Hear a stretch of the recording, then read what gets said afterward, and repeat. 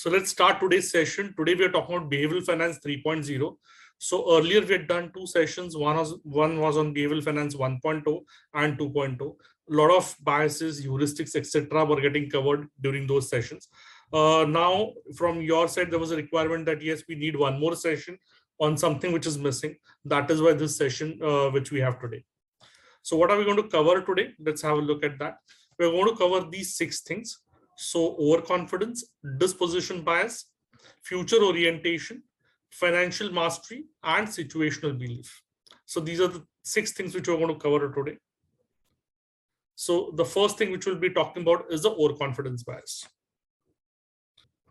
So heuristic number 1. So there are times when our feeling of confidence in our judgments is actually greater than the objective accuracy of these judgments or abilities. Okay, so what happens is we feel that we are much more confident than actually what confidence level is there, or we feel we are much more accurate as compared to what the accuracy level is actually there. This is the first bias which we are going to discuss, which is known as the overconfidence bias. Now, none of us are not subject to this at any point in time. So most of us are always subject to overconfidence. We see overconfidence in our own selves, in people around us, and including our clients. So what do we do about it? How do we identify, and what are the ways forward? That is what we'll discuss now. So is high overconfidence bad, or is low overconfidence bad? Let's try and understand them. And before we understand the difference, let's understand each one of them. So what is high overconfidence? What does it lead to? It basically leads to 3 things. Just give me a moment. Okay. So it leads to 3 broad things. First is it makes us overestimate our knowledge. So whatever knowledge we have, I'm not saying we are not knowledgeable, but whatever our knowledge is there, it tends us to actually overestimate it. Second, we underestimate risks. So the combination of these 2 can be very fatal, right? So our knowledge is at X level and our risks are at Y level, but here we are saying our knowledge is X plus something and our risk is Y minus something. So that can be a problematic situation. Similarly, we overestimate our ability to control events.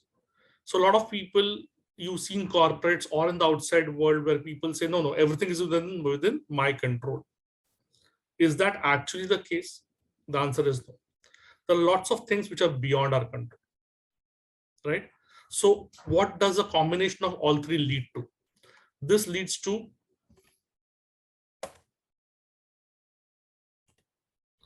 a creation of illusion of control. So what does illusion of control mean? That I feel I'm in control, but that's actually an illusion. That's a myth. That's not the fact. That's not the truth. So this is about high overconfidence. You know, it can be detrimental. Now let's look at low confidence or low overconfidence. So what happens in low overconfidence? It makes us more careful. So it makes us more cautious. We think twice before doing anything. It makes us question our decisions. So though we have taken a decision or we are about to take a decision, we question whether it is right or wrong, whether it is the right way to do things, whether there's a better option available, and so on and so forth. This also makes us take the second opinion or the third opinion, and so on and so forth.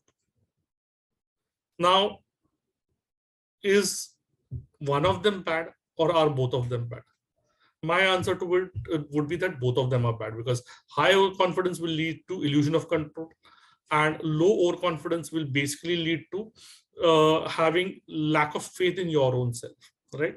And our clients also face this a lot of times. Impact on investments, we are into the financial field, so let's understand not on the personal part, but on the investments, what would happen. So let's say there's a client who has 3 investments.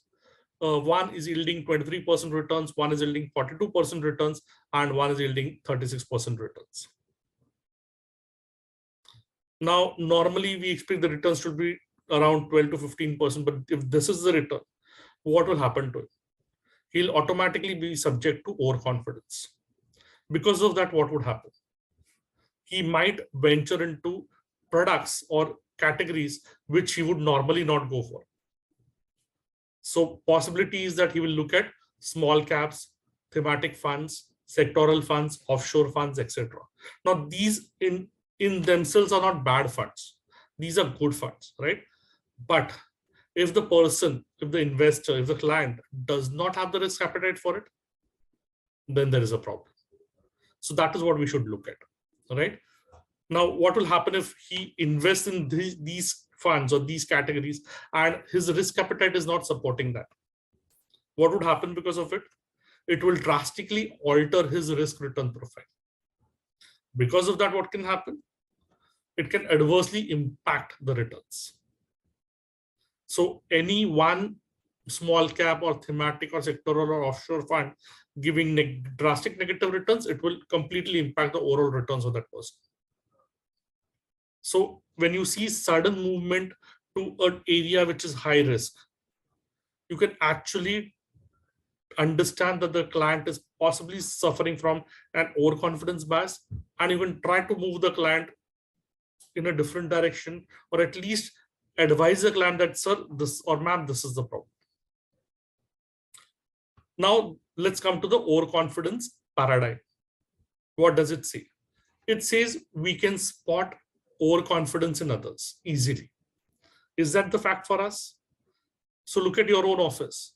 Can you say, okay, he's a little overconfident, she's a little overconfident, or look at your client list, okay, he's a little overconfident, and so on and so forth. You're able to immediately pinpoint people whom you feel are overconfident, right? Now, what is the second part of this paradigm? The second part of this paradigm says we fail to spot it in ourselves often. If I ask you, were you overconfident in the last 1 week, 1 month? You'll say probably no, I was not. I was just being confident. So there's a fine line between confidence and overconfidence. So the paradigm is very simple, that we are easily able to identify these in others, but we are not able to identify it in our own selves. Now, how do you point it to the clients? I know it's not easy to tell somebody that you're overconfident. That's not the right way or the right tone to say it. But at the same time, can you subtly say it to the clients? The answer is yes. So you can ask certain questions to the clients. Sir, are you overconfident? Sir, do you feel you are above average in your understanding of mutual, or above average in the understanding of overall markets? Mostly the answer will be, are you overconfident? The answer is no. Are you above average in understanding of markets? The answer is yes. Right? This is the answer. Of course not. And here this is the answer. Does these two answers indicate that the person is suffering from an overconfidence bias? Yes. Okay. A very blunt statement here. Overconfidence is a silent killer of an entrepreneur's dream. So any entrepreneur who has the potential, who has the skill sets, who has the ability, who has the thought process, everything is right for him or her. But they are overconfident. Up to a certain level, it will help them. But beyond a certain level, it can be detrimental for their business and overall their growth, sometimes even existence. Mitigation, how do you sort this out? So let's look at the mitigation ways. Think of the consequences. So let's say you're taking a particular decision. You feel you're perfectly right, well informed, and everything is going well for that. Think that if it goes wrong, what can happen? Okay. So think of the consequences. If it goes well, what happens? If it does not go well, what happens? And so on and so forth. So let's say you have identified a particular sector or a particular stock or a particular mutual fund scheme, and you feel this is going to be the next multi-bagger. If it becomes a multi-bagger, all the best. No problems at all. You'll do wonders in your life. But think of the consequences that if it doesn't become a multi-bagger, and you have put your 5 years of savings into it, what will happen? So thinking about the consequences is actually a reality check. Second point is be your own devil's advocate. So normally we try to say good things about ourselves to us directly. So I will always talk positive about myself to myself. But that need not be the case. You can be a devil's advocate. So let me give you my example here. Whatever trainings I conduct, after the training, I evaluate it and try and identify what rating I would give if this was the same was presented by some other trainer. And I hardly go above 5.5. I start with 1 only on a 10-point scale, 10 being the highest. So I am being a devil's advocate for myself. And that helps because then for me, the benchmark is to move from 3 to 4, 4 to 5, and so on and so forth. 8, 9 would mean drastic improvement in whatever I'm already delivering very well. So that's the way forward, right? Next is reflect on your past decisions. I will not say your mistakes. I will say past decisions. Why? Because your past decisions can be good, bad, both. So look at them, try and evaluate them. If you've done certain good things, what did you do? How did you come to know that that has to be done? If you did something bad, what went well, what went wrong? How can that be improved? So that what happens is when you reflect on your past decisions, this is also a reality check because you come to know that, yes, boss, I have done something good or have not done something good. And it makes your decisions better going forward. So I know it's not easy to say this to a client again, as I said, but behavioral finance is all about that only. How do you subtly convey the message to the clients? Next point, pay attention to feedback. Normally, we pay attention to feedback which is coming from higher ups only, seniors only, or HNI clients only. Otherwise, we don't pay attention. That's not right. Your juniors also can give you good feedback. Your low volume clients can also give you good feedback. And for the clients, for the client typically whose whose investment surplus is maybe 50 crores, 100 crores, for them, your feedback may not matter. But that is wrong. Feedback is feedback wherever it comes from. So that is what is important. And you need to pay attention to feedback because that can make you better going forward. Okay, so all of these things will essentially do a reality check for you and reduce your overconfidence. Next, we look at disposition bias. So now, certain assets go up in value. Okay, certain assets go down in value. Now, there are certain people who will sell assets which go up in value and hold on to assets which go low in value. I'm repeating, there are certain clients, I'm not saying all clients would do this at all points in time. Certain clients at certain points in time, when their assets appreciate in value, they sell them off. And when assets depreciate in value, they hold on to them. This is known as the disposition bias. Okay, what it is, let's understand going forward and why does this happen. So the disposition effect. Now let's say this is the current market levels. So currently the market rate is this level. What can happen? It can go up or it can go down. Let's say it goes up. What happens because of that? You're happy, but if the client when the market appreciates decides to sell it, what will be the reason? The reason might be multiple things. And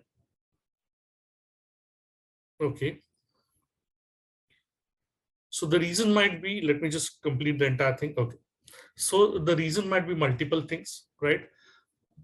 The first thing is if he's selling at this price, which you see here, okay, why is he selling? Because he or she is expecting a reversal trend to happen. So they're expecting that the prices will come back to normal or to the current market levels. So he decides to sell at that point in time. Fine. And once he sells it at that point in time, there's a feeling of satisfaction also. Okay. Now, let's say the markets go in the reverse direction. The markets go down. Here, this particular client is trying to hold on to the investment. Again, why? Because he's expecting a reversal trend to happen.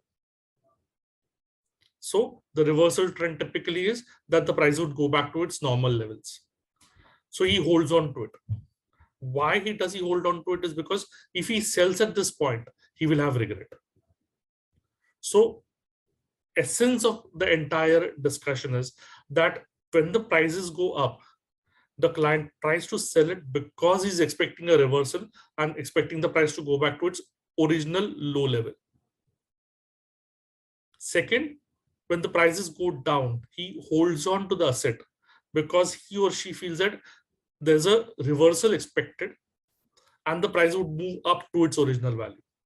That is why he decides to hold on to that level. When he sells, there's the emotion is satisfaction. He gets a sense of satisfaction because he has booked a certain profit. When the prices go down and he holds on to it, he's avoiding regret.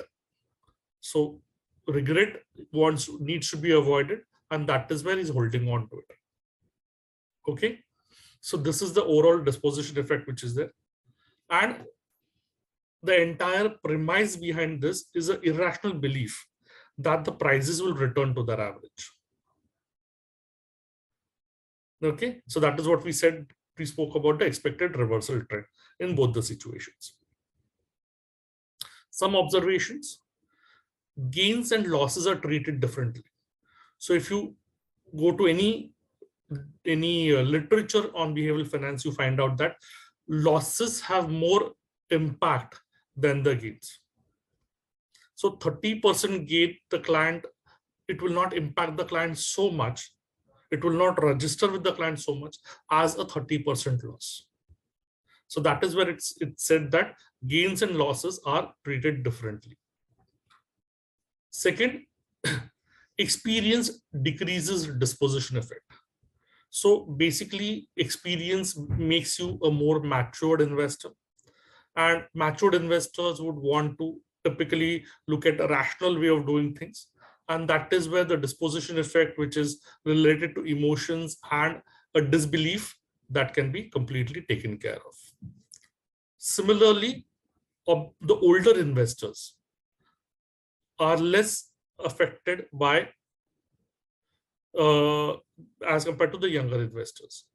Why is this the case? Because again, age gives you maturity. One of these two things could be true for your customers. Somebody who is older but not experienced may still understand that this is wrong. And somebody who's young but with a good amount of experience will still understand that disposition is wrong. So these are the two categories which are impacted with disposition. Next is the intensity of disposition also increases with the trading frequency. So the more frequently you trade, the more tendency you'll have to dispose. Quick selling or profit booking will happen when you sell it at a high level, or at a lower level, you will still hold on to it because you don't want to encash the paper loss which is there. Finally, it increases during bull markets that compared to bear markets, because the action is taken normally in the bull markets. Bear markets, if there's panic selling, then the action is taken. Otherwise, there's no action. Okay. So that completes our second bias, which was disposition bias. We come to something new, which is known as future orientation. Now, there could be low future in orientation. So let me give an example. There is Mr. A. He with his spouse has planned for the future of their child, and he started investing in SIP format in a mutual fund so as to create a good corpus for his child.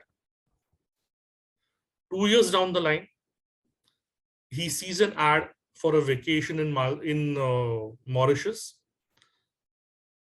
So he decides that yes, he and the family has to visit this place, and they plan a good 15-day tour for Mauritius, and they dip into the savings which has been put aside for the child's education. Obviously, the Mauritius tour will be excellent. They'll have good memories about it. But is he being short-sighted or long-sighted here? He is not looking at the future. He started his thought with future, which is with most clients, but in between he got distracted. So I would give this as an example for low future orientation. Okay, let's look at high future orientation now. Now let's say there is one more couple who's again invested for their child's education. They have started to put aside certain money for child's education. Now, when they see the same ad of Mauritius vacation, they identify that, okay, right now we do not have the money. We will not dip into the savings which have been kept aside for our child's education. Today itself, we'll start creating a fresh SIP for the next period of the next 2 years to 3 years. Create a kitty of corpus which is required, and then we'll go for Mauritius. Is this low future orientation or high future orientation? Obviously, this is high future orientation, because here the focus is very clear that I do not want to hamper my future. Whatever planning I'd done 2 years back, I wanted to stay intact. And now, obviously, opportunities keep coming in life. So I've seen that the opportunity is there and a good vacation option is available, but I will not dip into that saving and compromise on my future for current satisfaction, but I will start saving some money to create a corpus with which I can go for this vacation. So this is high future orientation, right? Now, future orientation, if I have to explain what it is the extent to which we think about the future, anticipate future consequences, and plan ahead before acting. So whenever we take any decisions, are we actually considering the holistic picture about our future? If the answer is yes, you are high future orientation. If the answer is no, you are low future orientation. Secondly, anticipate future consequences. So in the first case, we saw that they dipped into the child's education investment or savings. So the impact of that will be that the child will not have sufficient money available for education going forward, which means he or she will have to compromise on the education or have to go for an education loan, which once they complete the course, they'll have to start paying the EMI for that particular loan which the parents have taken. So this could be the consequences. If you're able to anticipate future consequences, then probably you will not take these steps which are there. And plan ahead before acting. So don't get into compulsive buying. So typically when we go to malls, etc., we see some very good things and then we tend to go ahead and buy. We go to showrooms and we see cars or bikes and then we tend to buy. But that needs to be stopped, right? Because first is the planning and then the action has to be within the plan. If you like a 3 lakh rupees bike, it's good. Or a 50 lakh rupees bike, it's good. You should go ahead and buy it. But don't buy it by dipping into savings, which are for your long-term investments. Create a separate investment and a corpus for that. Start investing right now. In 3 years, 4 years, 5 years, whatever is your salary basis, that you will be able to do that. So plan ahead before you act on situations. The future orientation, if you have to look at it, it actually explains the level of patience of yours. So how patient are you? Are you ready to wait for your goals to be achieved? Are you ready to look at what can happen going forward? How deliberate are you in your approach? And your preferred trade-offs between savings and spendings. So there's a generation today which we call the generation Z, or the millennials as we call them. So what is the normal mode of operations for them? The normal mode of operations is first you spend and then whatever is available after spending, that you save. If we go back 30, 40 years back, we see that the concept was completely different. So if I have to talk about my mother, her concept was that she will decide how much she wants to save first, then whatever is available as disposable income, that she will use for expenses. So saving was first decided, hence saving used to happen. So that trade-off has to be there between savings and spending. Coming to the next point, which is known as financial mastery. So understand that all of these when you see in your clients, as we discussed in our earlier two behavioral finance sessions, you'll have to actually make the client aware that he or she is suffering from a bias or a heuristic or an anomaly, and then show them the way out of it also. Because if you tell them that you are stuck and you don't show them the way out, then that's not going to be helpful. Coming to financial mastery, how to do mastery in any field. Basic pointers. So first and foremost, do it on a daily basis. So whatever things you do on a daily basis becomes, you gradually start having a mastery on that. So let's say I am not good in, let's say, debt instruments. I don't understand debt markets much.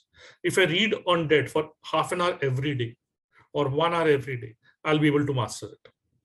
Let's say I'm not good in Excel. Spend 30 minutes every day on Excel, 5 days a week. You'll be able to get mastery on Excel within the next 3 to 4 months. So do it on a daily basis. Second, do it every day at the same time. So typically for people who do exercise, either be a walk or be a normal yoga or be aerobics or be going to a gym, it is told to them that though your entire day is available for gymming, if you're going in the morning, you should go in the morning. If you're going in the evening, you should go in the evening. That is the way you develop a mastery on it, because you tend to do it. Your mind is conditioned that this time this person is going to do this. So the mind is already ready, the body is already ready, and you get mastery on it. Split the aim into small batches. So whatever is your target, however complex it is, split it into smaller targets, it will get achieved. Note down the progress every week. So typically in cases of weight gain or weight loss, what is told? Track your weight every week. If you go to a dietitian, she'll say, track your calorie consumption every week.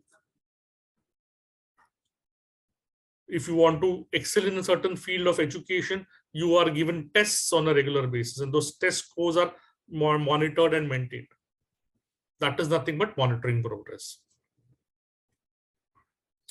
Try not to procrastinate things. So basically, don't postpone things. Do it as and when they come, and don't try to delay it. Be passionate about what you're doing.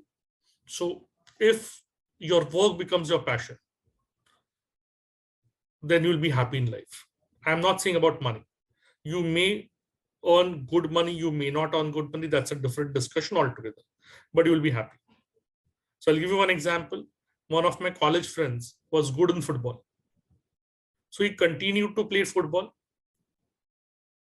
He played for college, then he got a job basis that, and he entered the railways. And then I came to know that he was playing for railways for several years. Then after, because of age, he could not continue forward. He became a coach in the railways. Now, it's not that that person made great amount of money by working for the railways. Some of his colleagues are abroad and making good money also. And some of them are here also and making good money. But I can assure you one thing, that he's very happy with whatever he's doing. All of us may not be so much happy. So be passionate about what you do. I love to train. So my passion is training. I may get better money outside in some other field of wealth management or sales or something like that. But I am doing what I'm passionate about, and it makes me very, very happy. So do that to get mastery. If possible, do it with your friends. So if you have company in whatever you're doing, it will help you. So again, gymming, aerobics, yoga, it is said that have somebody with you who is doing the same thing at the same time with you. That helps. What is financial mastery then? Financial mastery is a prerequisite to financial freedom. So before you enter into financial freedom, this is the one step prior to it. The ability to save and invest in order to achieve your life goals is nothing but financial mastery. So if you are able to achieve the goals in life and you are able to invest, so basically you're able to save and invest for the goals, and then you're able to achieve the goals, I would consider it as financial mastery. So how do you gain financial freedom? Basically financial discipline. So discipline in our language would be that if you're starting a SIP, ensure that the SIP gets honored every month. If you're putting money into long-term investments, don't redeem it for whatever reasons during the course of that time period. So all these are financial disciplines. So keep investing regularly, don't break that, don't remove money and take short-term gains. It will not help you out. Next is wealth creation. So you're able to create wealth over a period of time. That's fantastic. Next is financial wealth preservation. So how again, for a lot of people, when you look at clans, typically your HNI clans or ultra HNI clans will be into an area of wealth preservation. Why wealth preservation? Basically here because of one thing, that they have achieved the wealth which they wanted to achieve in life. Now their only goal is that it should not go down. So if you talk to them about a 20% return versus a 7% FD, they might go for a 7% FD also. Because for them, the primary objective is preserving wealth than to growing it, because they've earned whatever they wanted to earn. Whereas in the earlier case, you want to create wealth. So you look at real rate of returns, and then you look at the rate of returns above the benchmark, alpha generation, all of those things is what you consider, right? 5 stages of financial mastery. So train a budget, proofing and resilience, money workers, mind your emotions, and finally beware of the silent killers. So we've looked at a lot of silent killers. So these are the 5 steps. You have to have a budget, then you should be resilient enough, and so on and so forth. So these are the 5 stages of financial mastery. Coming to the last but one heuristic which we already discussed today, and that's situational belief. So self-assessment of your current financial situation plus your overconfidence in attaining long-term financial goals. This put together is a situational belief. Better understanding of your situational belief can lead to you crafting better financial plan. So if you know where you are standing currently, what is the situation, it will help you do a great thing about your financial plan. Low and high situational beliefs. Let's look at the low ones first. Low motivation. So if you're not motivated, it is basically low situational belief. Inaction towards long-term financial goals. So if you have a long-term financial goals and you're not doing any actions around that, that could be problematic. Inappropriate risk-taking, that is too high or too low, that also could lead to problems. So that these are basically your situational beliefs, low situational beliefs. Then coming to the high ones, if you're confident that your future financial future is going to be very sound and very good, that's your high situational belief. If you downplay the need for a plan, that's also high situational belief. And structured approach to ensure that future is realized. So if you're planning properly and ensuring that everything is in place, so that whatever future goals and aspirations you have will be realized, that is a high situational belief. What is the difference between situational belief and overconfidence? High situational belief with high overconfidence, and high situational belief with low overconfidence. Okay, so this could be a problem here. Belief, perseverance.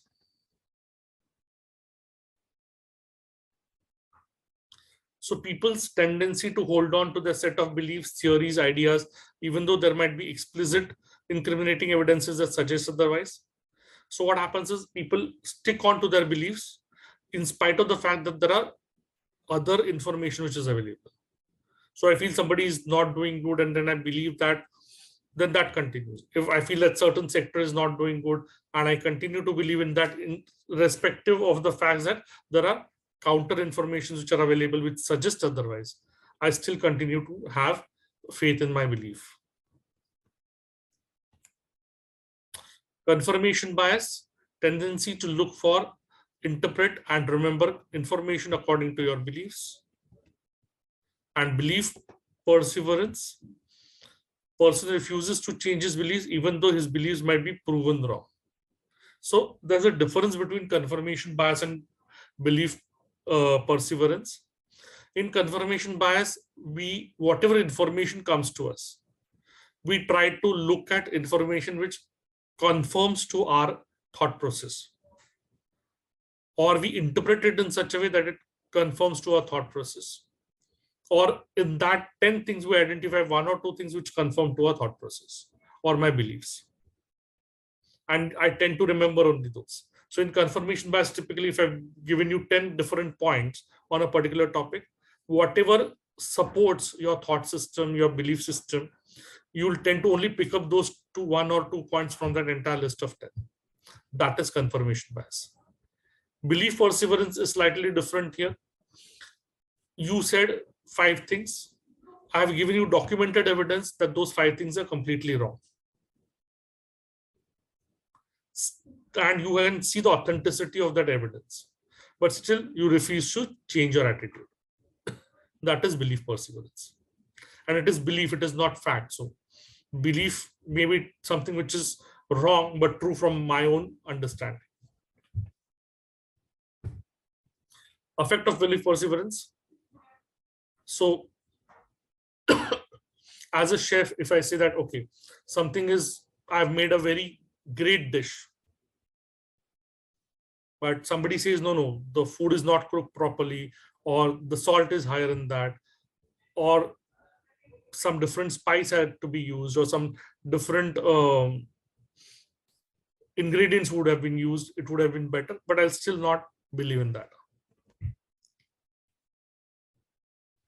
Negative example. So here you have negative belief perseverance, that, okay, I feel that no, things are different as compared to whatever I'm thinking. So that also can be the situation here.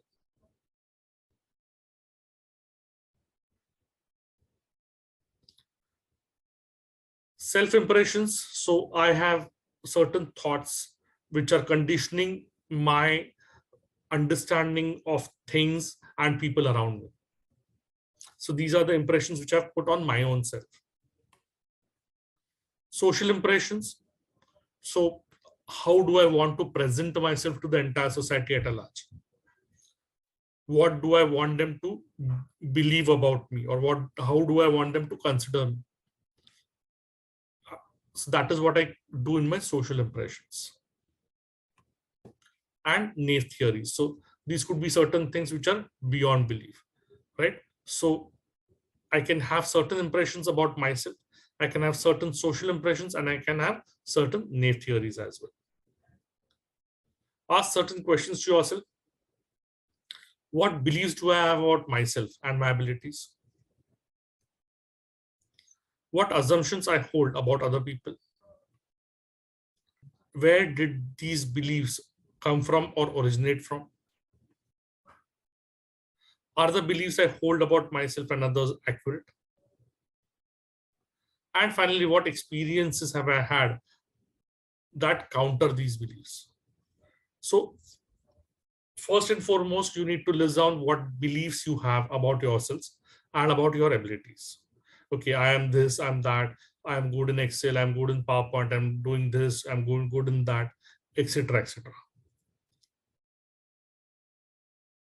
Then I can ask myself, what assumptions I hold about the other people around me. So my friends, my colleagues, my spouse, my siblings, so whoever it is, my parents, whoever it is, my clients. Then you can ask yourself, where did these beliefs come from? So you're saying a particular person is not detail oriented. Where did that come from? A particular person is to being very blunt. Where did that come from? So you have to check where these beliefs come from for your clients and for yourself also, for people around you and for yourself as well. Now, honestly, are the beliefs I hold about myself and others accurate? This is a reality check. Because if you don't know this, then there could be a problem. And you might think they are accurate, but do you have any supporting document, any supporting data, any supporting examples to state that, yes, these beliefs are right? Once you've listed that, do you have any experiences which are counter to these beliefs? Because that will always exist. So you will have experience which will actually challenge things about you and your abilities. They will also challenge about what assumptions you hold about somebody else, right?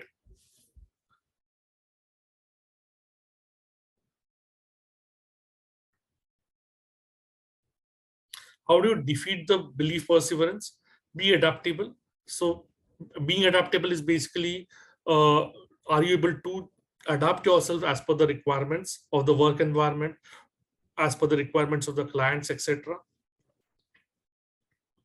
Next is don't get influenced by experiences. So experiences are a teacher for all of us. They are a coach for all of us. They are a guide for all of us. But don't get adversely influenced by experiences that can completely cloud your thought process. Next is check others' opinion. So what is other people's opinion about what you think? And what is your belief system right according to them? Just check.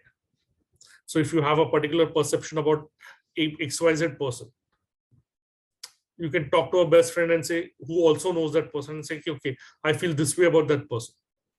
And then you tell why you feel this way about that person. And then your friend can actually help you out, saying that, no, this person is not this way. He's this way. And he can give reasons. Maybe you have missed something. It could be possible. Ask questions to yourself. So one is you check in the outside world about your opinions, biases, about your thought processes, about your perceptions. Another good way to do it is check with your own self. So ask yourself, okay, I feel that this person is this way. Is that actually the case, or it's just my belief system? When you ask questions to yourself and you're able to listen to the responses you give to your own questions, that will be a game changer for you. There'll be a lot of learning from that. Finally, be stern with yourself. This is very similar to being devil's advocate. So as I said, when I rate my training programs, I start with a rating of 1, and then I go forward. So be stern with yourself, be strict with yourself. After every interaction which you have with your clients, ensure that you have a diary and a pen and note down certain things which were discussed. Diary and pen is just a methodology. You could use your smartphones, tablets, whatever is possible, right? So be stern with yourself, that ask yourself those blunt questions that, were you good? Could you have done better? And so on and so forth. So that's it about whatever I wanted to say.